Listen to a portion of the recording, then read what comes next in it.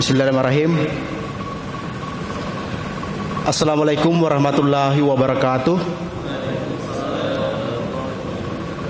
Alhamdulillah wa syukrillah, la haula wa la quwata illa billah. Assalatu wassalamu ala asrafil anbiya wal mursalin Sayyidina Muhammadin wa ala alihi wa sahbihi ajma'in, amma ba'd.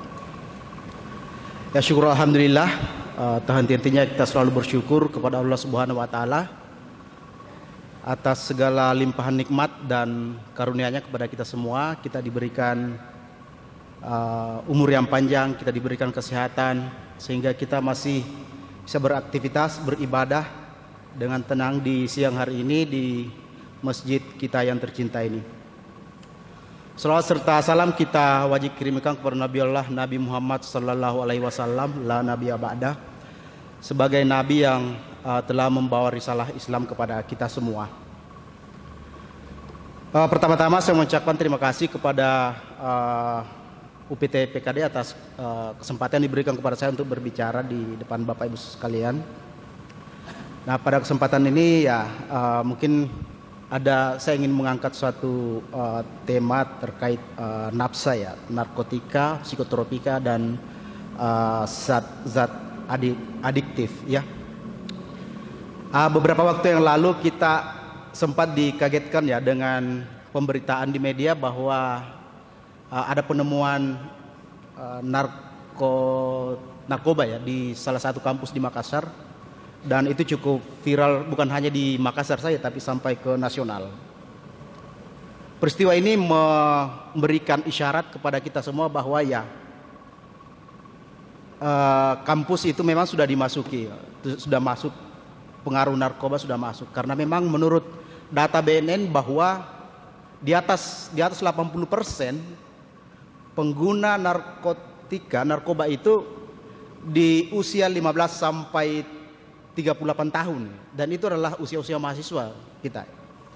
Dan ini adalah merupakan suatu tantangan, dan di kampus, dunia kampus ya pasti mahasiswanya itu kan seusia itu. Jadi memang kampus adalah suatu target besar dan merupakan pasar besar. Nah, sehingga ini merupakan tugas bukan hanya dari tingkat pimpinan universitas, fakultas, prodi, tapi juga kita semua termasuk ke mahasiswa, dosen dan karyawan untuk memproteksi peredaran narkotika dan obat terlarang ini. Beberapa hari lalu juga ya pimpinan kita, Rektor Universitas Muslim Indonesia itu dilantik juga sebagai ketua Artipena ya, Artipena wilayah Sulawesi Selatan, dan itu ya menandakan bahwa UMI ini dipandang sebagai salah satu universitas yang bisa mempengaruhi ke seluruh wilayah, khususnya di wilayah Makassar ya, untuk sebagai yang terdepan untuk memproteksi ini.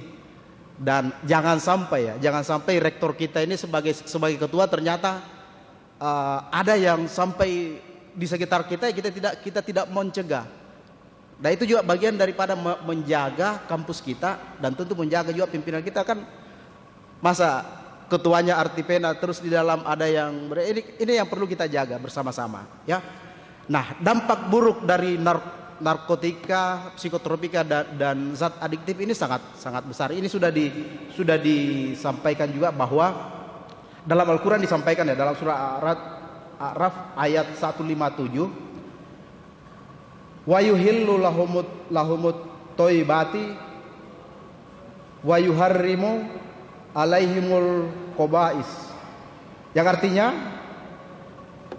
dan Allah menghalalkan segala yang baik ya, segala yang baik bagi mereka, dan mengharamkan segala yang buruk bagi mereka.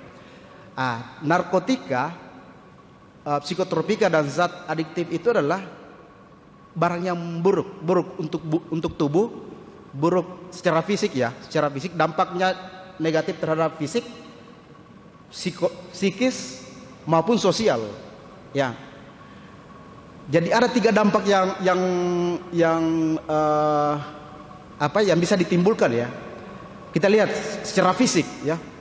Kalau secara fisik itu kita bisa lihat bagaimana pemakai itu. Kita bisa lihat fisiknya, mungkin yang dulunya agak berisi misalnya terus menjadi kurus, itu karena pengaruh dari misalnya yang pemakai ya.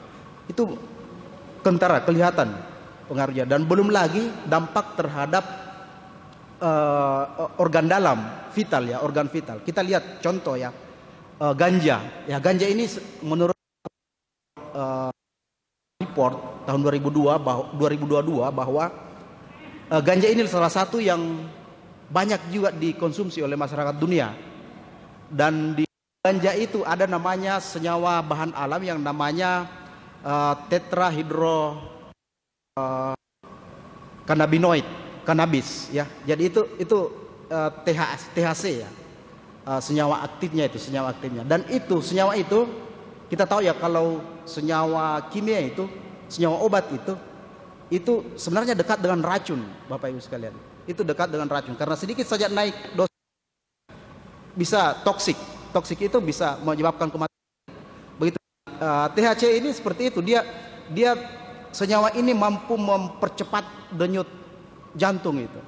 Dia dampaknya itu, efeknya mampu mempercepat denyut jantung, dan dia bisa menurunkan daya ingatnya. Bagaimana kalau mahasiswa kita misalnya mengkonsumsi seperti ini, tentu akan menurunkan daya ingat, menurunkan daya belajar, dan tentu generasi narkoba ini kualitasnya akan menurun secara bertahap tentunya. Ya, itu yang. Kemudian yang kedua, dampak psikis. Ya, orang kita tahu lah ya, pemakai-pemakai ini kalau misalnya dia tidak tersuplai, ya namanya adiktif ya. Adiktif itu kalau sudah pakai mau lagi gitu. Adiktif itu ketergantungan ya, ketergantungan. Jadi kalau dia sudah ketergantungan, itu akan berdampak psikologis. Hanya itu saja yang dia ingat. Dia lupa jadwal kuliahnya, dia lupa jadwal sholat dan lain sebagainya. Ini kan faktor psikologis yang bisa mempengaruhi seluruh kehidupannya, seluruh kehidupan pemakainya gitu. Kemudian dampak sosial lebih-lebih lagi. Kan orang-orang seperti ini terkucilkan di masyarakat. Nah, ini makanya kita harus memproteksi mahasiswa kita proteksi generasi kita, anak-anak kita terhadap peredaran narkoba ini. Mungkin saja ada mungkin di sekitaran luar sana. Saya yakin mudah-mudahan di dalam kampus kita ini tidak ada. Kita sama-sama memproteksinya. Nah, sekarang bagaimana kita memproteksi ini masuknya narkoba ini? Nah, tentu yang pertama dalam diri kita sendiri. Yang pertama, jangan berupaya atau berusaha untuk mencoba-coba gitu. Hilangkan rasa ingin coba. Karena kalau Anda mencoba satu kali, Anda ingin coba dua kali. Kalau Anda coba dua kali, Anda ingin coba tiga kali, dan seterusnya. Akhirnya ketergantungan. Anda gunakanlah uang SPP, Anda gunakanlah uang harian yang Anda dikirimkan untuk membeli narkoba. Ini kan Anda merusak orang tua Anda merusak dan lain sebagainya. Banyak sekali yang rusak dengan adanya narkoba ini ya. Nah, tentu saja kita berharap semua kita bisa memproteksi. Kemudian yang kedua, cara memproteksinya adalah kita menghindari bergaul dengan orang-orang ya sedapat mungkin menghindari bergaul dengan orang-orang yang terindikasi. Kalau sudah terindikasi ya kita harus menghindar dari orang-orang seperti ini. Dan yang berikutnya adalah kita mengisi aktivitas keseharian kita dengan hal-hal yang positif. Ya, yang positif misalnya ikut kajian, kemudian ikut lomba-lomba yang sifatnya kompetitif, baik itu di tingkat fakultas, di tingkat universitas maupun di tingkat nasional ya. Jadi saya mengajak kepada kita semua hadirin dan hadirat, baik dari tingkat pimpinan seluruh unit, kita sama-sama menjaga kampus kita sehingga terhindar dari bahaya narkoba ini ya. Terima kasih dari saya, terima kasih. Assalamualaikum warahmatullahi wabarakatuh.